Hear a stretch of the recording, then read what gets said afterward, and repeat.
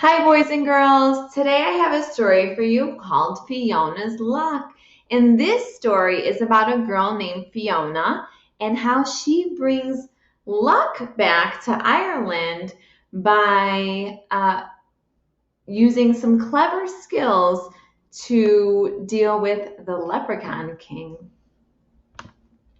Here we go. Once luck was as free to be had in Ireland as sunlight and just as plentiful. That means there was a lot of it. It filled the air and anyone could grab a handful of it as needed as the need arose. It was largely due to the leprechauns, for they made luck much like cows made milk. Then the folk arrived in Ireland. The big folk arrived in Ireland. They were so large, the luck clung to them wherever they went. Something will have to be done, the king of the leprechauns declared. We can't have those huge people soaking up all the luck. What would be left for us? So, under the king's orders, the leprechauns wove fine gold thread into magical nets. Then, late one midsummer's eve, when the luck was at its height, they swept in and stored it in an oak chest by the king's throne, so he could distribute it where and when he chose. But the leprechauns had been too thorough. They only scooped up not only did they scoop up all the leprechaun luck, but any other luck that had been floating about as well. The land of Ireland fell into a time of great misfortune. Hens gave no eggs, and cows would not let down their milk. The potatoes rotted in the ground. Now it happened that in Ireland there had lived a woman named Fiona. She knew the lack of luck had to be the work of the leprechauns. So it followed that they alone could restore good fortune to the land. But getting luck back from a leprechaun would be like squeezing water from a stone. Squeezing water from a stone? It can't be done.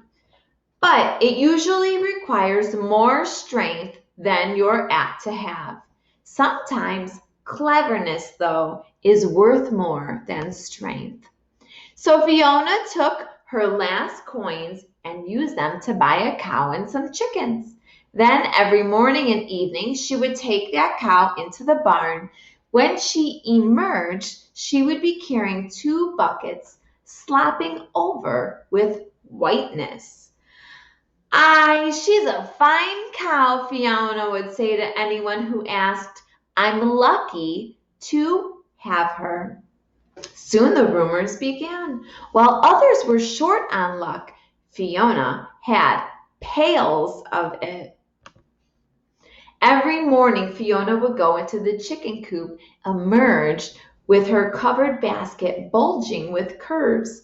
The hens seem contented, she commented to her neighbors. I'm lucky to have them. Soon rumors spread. While others were short on luck, Fiona had baskets of it. Then Fiona began digging in her garden and filling her wheelbarrow with round dirt-covered lumps. It's not a good year for potatoes, Fiona said to all who passed. Still, I'm lucky to have what I have. Now, the rumors had wings, and others were short on luck. Fiona had wheelbarrows full of it. Naturally, word of this expected luck made its way to the Leprechaun King. One day, Fiona was walking across a green meadow when she suddenly found herself surrounded by a small crowd of their fair folk. In a trance, they grasped the hem of her skirt and ran around her in a circle. She turned to keep the skirt from wrapping around her knees, and as she turned, the landscape blurred. When it sharpened again, Fiona found herself beneath the earth in the throne of the Leprechaun King. It was a glorious cavern with rich tapestries hanging against the tall granite walls and the floor cobbed entirely of jewels. Torches and candlelit made everything sparkle, and music filled the air. In front of Fiona stood the throne, and on the throne sat the Leprechaun King. He beckoned to her. Fiona approached, her eyes scanning the room for the missing luck. She was sure as smoke loves fire that the king would be keeping it close to himself. As she curtsied, which is the bow, she spied the oak chest. It was glowing slightly, scald by a spell, since everyone knows that no lock can hold luck for long. "What would you be having of me?" Fiona asked politely. The king scowled. "Where are you getting all your luck? Who's been giving it to you?" he demanded. Fiona's eyes widened with innocence. "I have no luck," she declared. "Indeed, here I am, a captive of the leprechauns. If that is luck, you can take it." "So you claim to have no luck?" the king inquired, raising an eyebrow. "Well, let's put it to the test. And when I prove that you've lied to me, as forfeit, I'll take all the luck you have and put it with the rest that I guard." His eyes flicked toward the chest. Fiona frowned. "That's a sorry bargain for me," she said. "Yet I know the rules. If a test is to be made, then a forfeit must be paid by the loser. I haven't lied, so when I'm proved truthful, I demand a wish as your forfeit." The king's eyes turned shrewd. "Agreed," he said slyly. "I'll give you a wish for exactly the value of the luck you have, if my tests prove me wrong." Fiona knew she was being cheated. A woman with wit, though, can turn even a leprechaun's cleverness against himself. She glanced at the chest and then, barely keeping a smile from her lips, nodded. You see the chest? So the agreement was made. At the king's gesture, one of his magicians brought out a low table and placed it upon it three beautiful shells. Under one he hid a small gold coin. Then he whisked the shells around and over and under in a blur to a human eye no one could follow. "Now," the king said, "where's the gold?"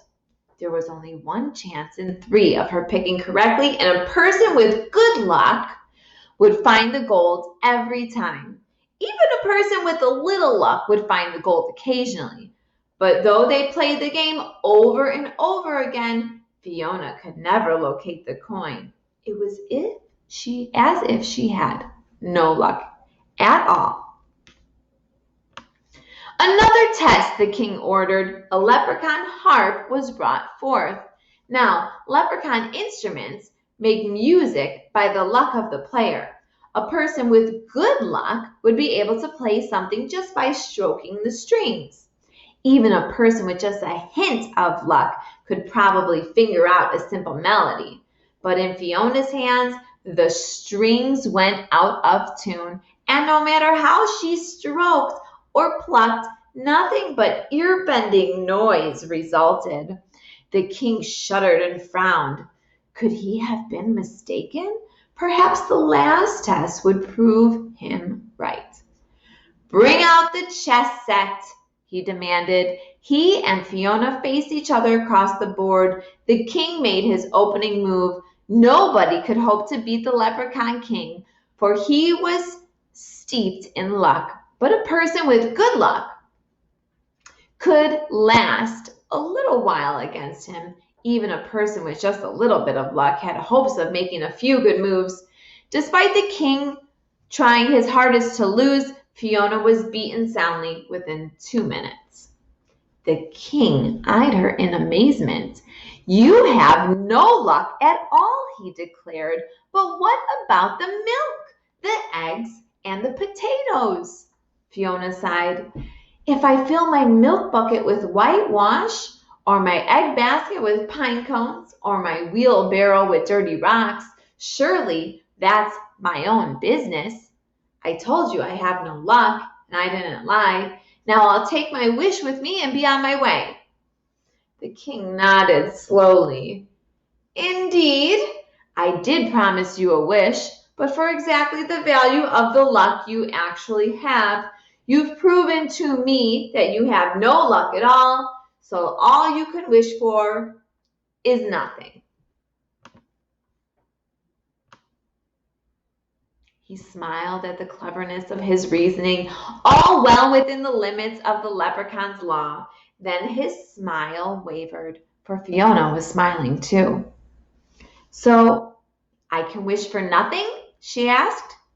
He nodded, puzzled, which means confused. "Then I wish for a hole," Fiona continued. "A hole is nothing after all, and that's exactly the value of my wish. I wish for a hole that will never go away, and I wish for it to be in the lid of that chest." She pointed to the chest of luck by the king's throne. The power of a wish rightfully earned is not to be denied. A hole appeared in the chest, and luck began escaping immediately. The king howled with rage, but what could he do? He made a bargain and was forced to keep it. With an angry wave of his hand, Fiona was whirled away. When she opened her eyes, she was back in the meadow, the sun just rising over the hills. If there was an extra sparkle to the sunshine and the grass glowed greener than before, well, it was only to be expected. And that's why from this day, you'll always find some luck roaming around free in Ireland. For the hole is still in the chest, and the king must keep his promise. But as for Fiona, well, as she herself said, "Luck's all well and good, but myself, I'd rather depend on my wits." What a cute story, a cute fictional story about using your noggin. Boys and girls, can you think of a time where you had to use your brain to think something through or to think your way out of some sort of trouble? We'd love to hear about it. See you next time.